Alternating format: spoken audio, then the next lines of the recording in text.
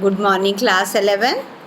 आपके सामने गद्य संकलन से उद्धृत शिवानी जी द्वारा लिखित सती कहानी का सारांश मैं आपको पढ़ा रही थी। इससे पहले क्लास में आपने देखा जो चौथी महिला यानी मदालसा सिंघाड़िया प्रवेश की और उन्होंने बताया कि उनका आने का प्रमुख उद्देश्य है कि उनके पति भारत पर्वतारोही दल के साथ भारत आए थे और वहीं वे एक एम्बुलेंस में दब करके उनकी मृत्यु हो गई और मैं असल में सती होने भारत आई थी। इसके बाद पेज नंबर 38 का सेकंड पैराग्राफ, जो कि मैंने आपसे कहा था आप एक बार उसे सेल्फ रीडिंग कर लीजिएगा।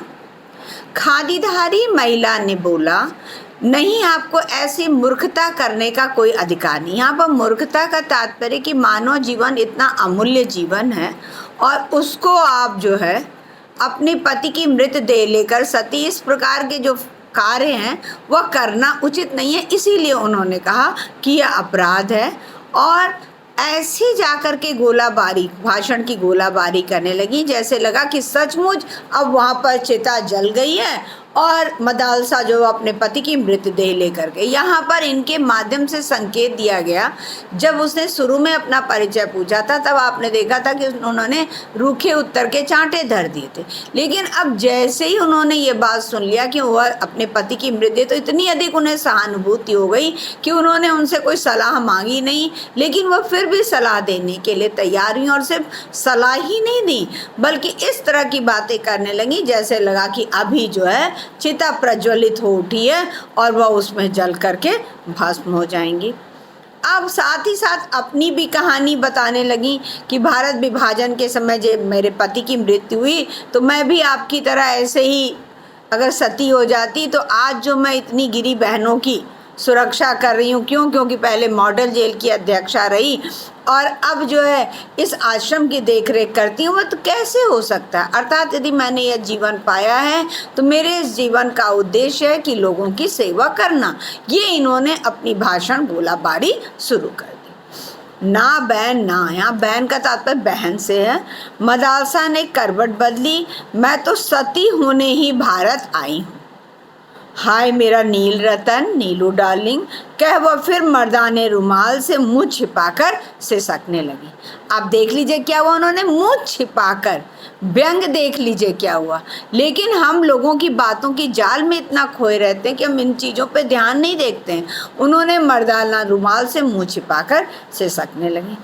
आप चाहें तो मैं आपके साथ चल सकती हूँ, आपके पति के अंतिम संस्कार में सहायता कर आपको अपने आश्रम में ले चलूँगी। आपको स्पष्ट हो गया होगा कि यहाँ पर वक्ता जो है वह पंजाबी महिला बोल किससे रही हैं, श्रोता कौन है, वहाँ पर जो तीनों हैं, लेकिन मुख्य रूप से वो किससे कह रही हैं, तब आप मदालसा का नाम डाल दीजिएगा। समाज सेविका ने अपने उदार प्रस्ताव का चुग्गा डालकर मदालसा को रिझाने की चेष्टा की। उदार प्रस्ताव अर्थात उन्होंने पूछा नहीं कि मुझे आपकी सहायता की आवश्यकता है कि नहीं, क्योंकि भाई घर के लोग जो माता पिता है वो तो सहायता के लिए तैयार है, लेकिन इन्होंने अपने आप एक उदार प्रस्ताव का चुग्गा डालकर उन्हें रिझाने लगी, अर्थात खुश करने लगी। मदालसा बड़ी उदासी से हंसी। धन्यवाद बहन, पर ब्रह्मा भी अब मुझे अपने निश्चय से नहीं डिगा सकते। मदालसा ने देखा कि मेरी बातों का जाल पूरी तरह से छा रहा है लोगों के ऊपर, जिसके कारण उसने कहा कि धन्यवाद बहन, अब ब्रह्मा भी, क्योंकि कहते हैं ना, आग जब हमने प्रज्वलित की है तो यदि उस आग में हम और घी डालेंगे तो वह आग और भी अधिक प्रज्वलित होती चली जाएगी। इसीलिए इन्होंने उसी आग को प्रज्वलित करने के लिए कहा कि ब्रह्मा भी अब मुझे अपने निश्चय से नहीं डिगा सकते। यह रोग हमारे खानदान में चला आया है, अर्थात मुझे मालूम है सती होना गलत है, लेकिन यह रोग जो है हमारे खानदान में चला आया है। मेरी परनानी तो राजा राम मोहन राय और सर विलियम बेंटिक को भी घिस्सा देकर अर्थात धोखा देकर सती हो गई थी, और नानी जी के लिए तो लोग कहते हैं नाना जी की मृतदेह गोद में लेकर चिता में बैठते ही स्वयं चिता धो कर जल उठी। फिर मेरी माँ और अब मैं। अर्थात क्यों? क्योंकि यह रोग हमारे खानदान में है और हमारी नानी, माँ सब इत्यादि, परनानी इत्यादि। अब इनके देखिए बात करने का जो तरीका है, उस बात करने का तरीका, लेकिन जब व्यक्ति लोगों की बातों की जाल में फंसा हुआ है तो उसे उस बात की जो कहा जाए ना कि उसकी जो जड़ है, उस बात की जो है तह है, वहाँ तक वह नहीं जाता। ये बोल रही हैं कि यह रोग हमारे खानदान में, और उसको सिद्ध करने के लिए इन्होंने अपनी परनानी, नानी, माँ इत्यादि का उदाहरण दे डाला। खैर हटाइए भी, पता नहीं किस धुन में आकर आप लोगों से कह गई। अर्थात उसने देखा कि अब मेरी बात का पूरी तरह से असर हो रहा है, जिसके कारण, और कितनी देर तक नाटक किया जा सकता है, जिसके कारण अब उसको बात को बदलना था। इसलिए उसने कहा, न जाने किस धुन में आकर कह गई। I should not have told you, मुझे आपसे नहीं कहना चाहिए था। चलिए हाथ मुँह धोकर खाना खा लिया जाए। अर्थात अभी मर्दाना रुमाल धर के सिसकी मार रही थी, अपने खानदान का रोग बता रही थी, और अभी तुरंत पलट गई हैं कि चलिए हम लोग हाथ मुँह धोकर खाना खा लिया जाए। क्यों, क्या ख्याल है? उन्होंने अपनी कदली स्तंभ सी जंघाओं पर दोनों हाथों से त्रिताल का टुकड़ा सा बजाया। अर्थात दोनों हाथों से उन्होंने बजाया। हम तीनों को एक बार फिर आश्चर्य उदधि में गोता लगाने को छोड़ वे टोकरी से एक स्वच्छ तौलिया साबुन निकालकर गुसलखाने यानी बाथरूम में घुस गए। आश्चर्य उदधि कि अभी लेखिका को, और महाराष्ट्री महिला, पंजाबी महिला तो पूरी तरह उनके भंवर जाल में फंस चुकी हैं, वो तो उदार प्रस्ताव का चुग्गा इत्यादि सब कुछ डाल रही हैं, लेकिन इन लोगों को भी सिंपैथी हुई थी। लेकिन अभी ये तुरंत खाना खाने की बात करने लगी, जिसके कारण उन्होंने कहा आश्चर्य उदधि। उदधि माने समुद्र, तो वह आश्चर्य रूपी समुद्र में गोता लगाने को छोड़, गोता लगाने अर्थात एक बार मन में हो रहा है कि ये झूठ तो नहीं बोल रही है, फिर मन में हो रहा है कि नहीं, इतना कोई कैसे झूठ बोल सकता, तो इसीलिए उन्होंने कहा गोता लगाने को छोड़ वे टोकरी से एक स्वच्छ तौलिया साबुन निकालकर गुसलखाने में घुस गई। उसके जाते ही हम तीनों परम मैत्री की एक डोर में गुथ गए।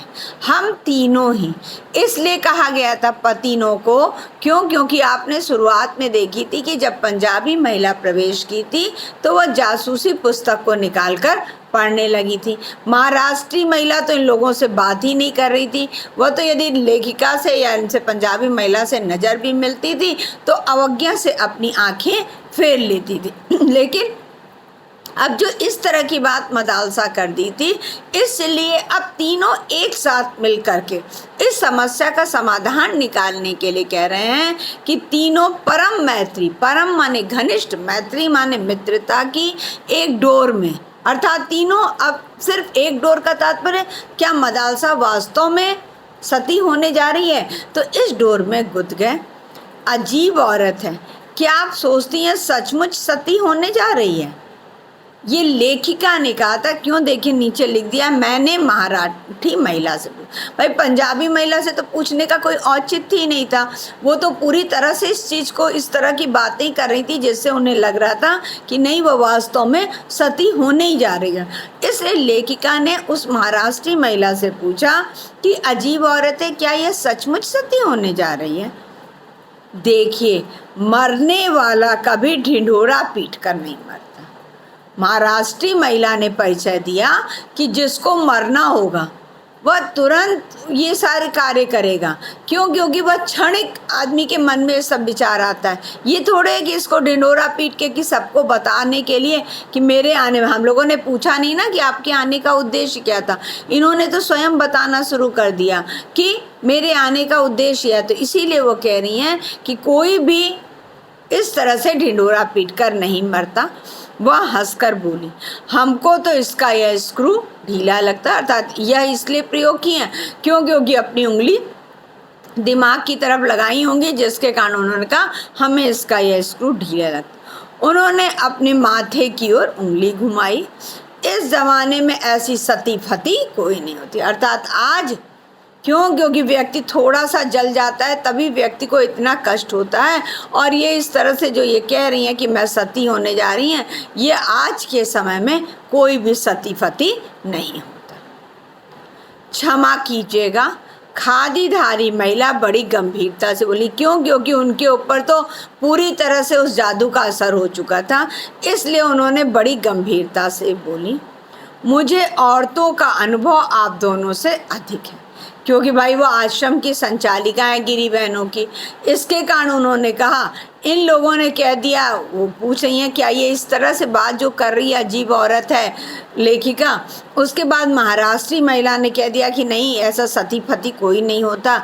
जिस पर कि पंजाबी महिला कहती है कि मुझे औरतों का अनुभव आप दोनों से अधिक है। क्यों?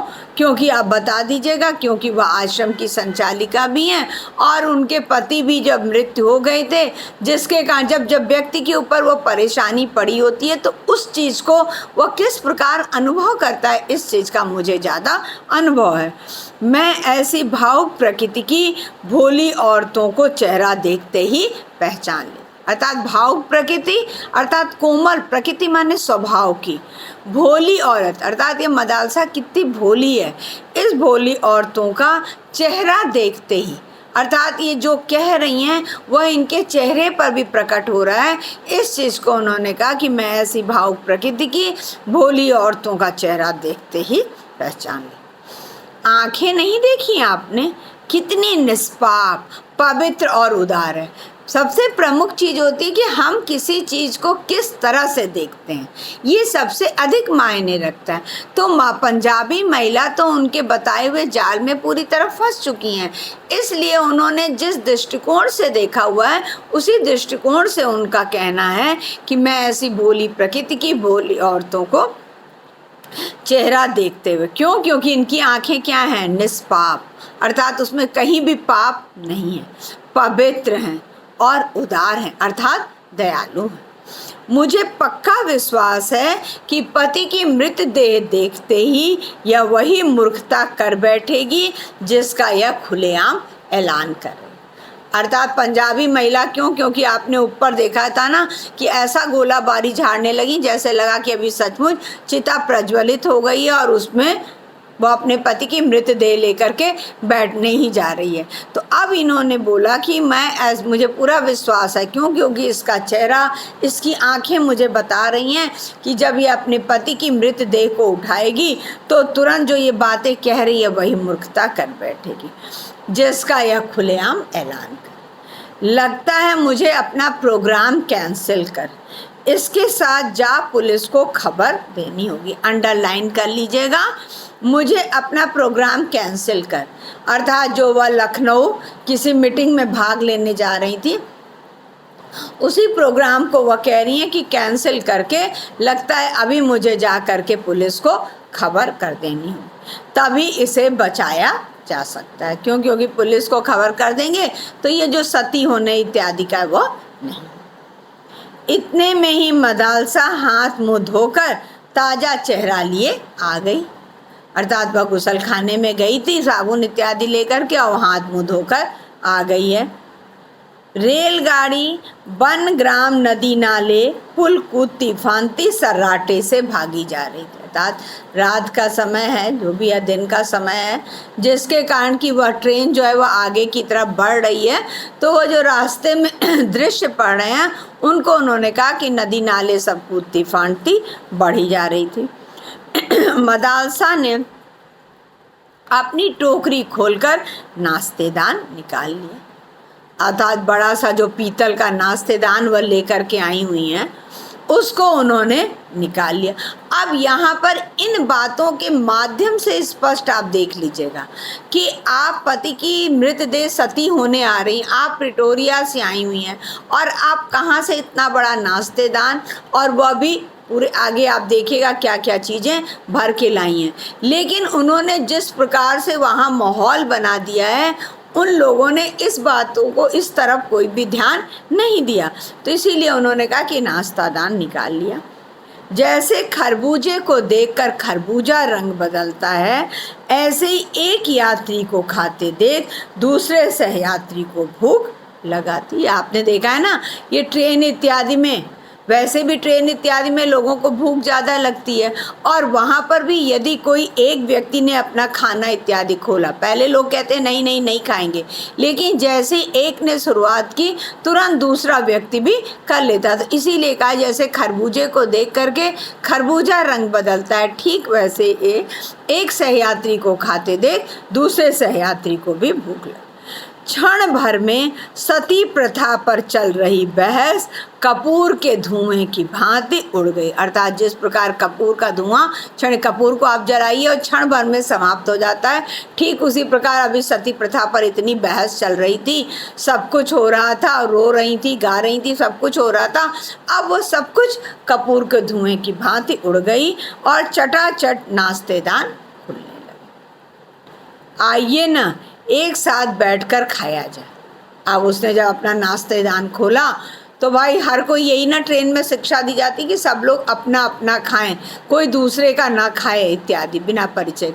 लेकिन यहाँ पर अब इसको तो अपनी बातें करनी है ना, अपना कार्य करना है, जिसके कारण उसने कहा आइए ना एक साथ बैठकर खाया जाए।